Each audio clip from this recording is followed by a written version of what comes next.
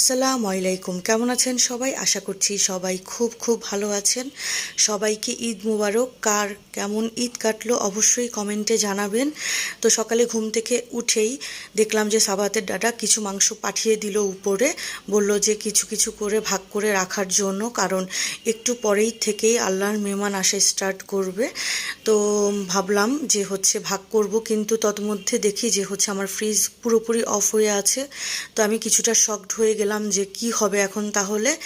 এরপরে কুরবানির প্রথম মাংসটা বসিয়ে দিলাম মন খারাপ নিয়েই। কি করব, আবার গেস্টও আসবে, এই জন্য একটু তাড়াহুড়া করতে হবে।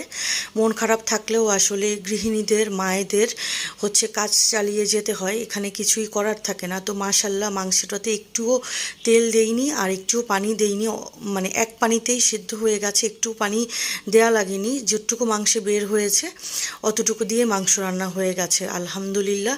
এরপরে পোলাও রান্না চড়িয়ে দিলাম। তারপরে মাংসটা দেখছি মাশাল্লাহ খুব সুন্দর হয়েছে, মাংসগুলো খেতে কিন্তু সত্যি অনেক বেশি মজা হয়েছিল। বিশেষ করে সাবাহাতের ডাডা এত এত বেশি পছন্দ করেছে রান্নাটা, আর সে খুব মজা করে খেয়েছে, এই জন্য আমার বেশি আরও ভালো লেগেছে।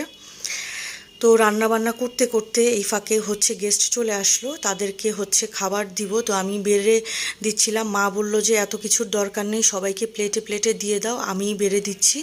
তো মা সবাইকে রোস্ট পোলাও আর গরুর মাংস দিয়ে দিচ্ছে। মা বলতে আমার শাশুড়ি মা, ওনার ভাই বোন, মানে আমার খালা শাশুড়ি, মামা শাশুড়ি, তারপরে ওনাদের ছেলে মেয়েরা এইভাবে এসেছে আর কি।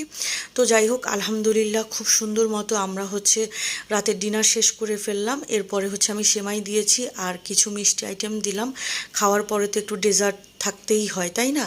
তো যাই হোক সাবাত কিন্তু খাইনি। এরপরে এই যে দুষ্টু বাচ্চাটার জন্য খাবার নিলাম, এই যে বসে আছে, সে নাকি গেস্টদের সাথে খাবে না, সে আমার হাতে রিল্যাক্সলি খাবে। তো যাই হোক এখন কি আর করা, বাচ্চাটা তো লক্ষ্মী একটা বেবি, কিন্তু খাওয়ার ব্যাপারে খুবই একটু পেছনে পড়ে থাকে। তো কি আর করা, তার জন্য আবার সেই একটার সময়, রাত একটায় খাবার নিয়ে বসলাম, মা বলে কথা।